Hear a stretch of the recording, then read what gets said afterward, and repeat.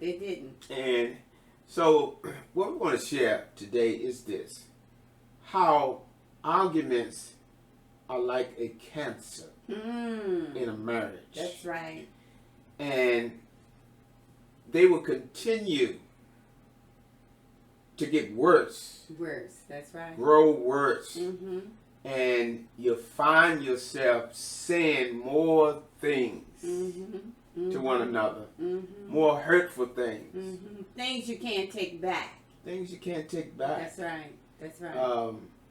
You know, a lot of times, out of the spirit of anger, we said things to one another.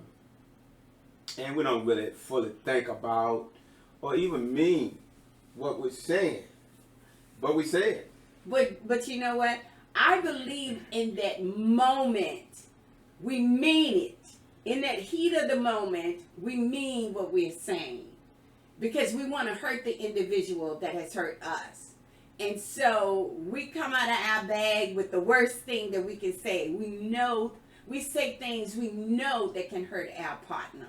And at that time, we're so angry. This is just my opinion. At that time, we're so angry that we want to say that to make sure we hurt them. Well, I mean, saying things to hurt a person is not necessarily meaning that you mean it. You mean for it to hurt them, and you allow yourself to just say anything.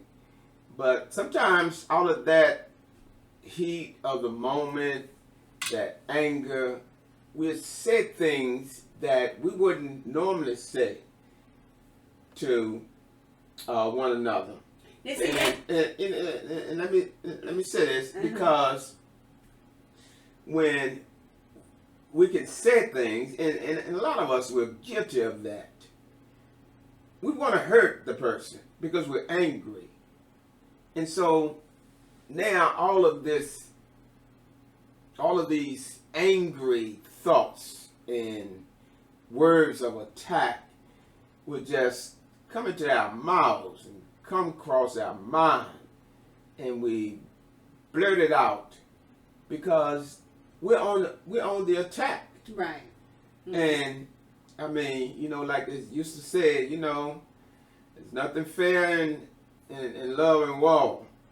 And sometimes we take that approach that, hey, you know, I'm gonna say it, and you know, I'm not even gonna think about what I'm saying. But those things have a tendency of sticking to the person we're saying it to, the spouse that we're saying it to. And even though we may come back and apologize, we still said it. And that person still feeling the hurt from it. And in their mind is this, and it's similar to what you said. In their mind is, okay, you must have had it in your heart all along because you said it. But see, the thing is, it may have come in your heart during that period of anger, but that's not something that you carry around believing or feeling that way about your spouse. And that's the danger of allowing yourself to just release your verbal anger at your spouse when you're upset. The worst thing you can do when you're upset is try to argue your point and say things. And you know, and that's a good time when we should hold our peace. So when can I jump in? You can jump in now. Oh, okay, thank you. Yeah. I just wanted to finish what I was saying. Okay. Because he went a long time. But as I was saying before, because I've been in that position, and for me personally, I've said things that I meant at that time.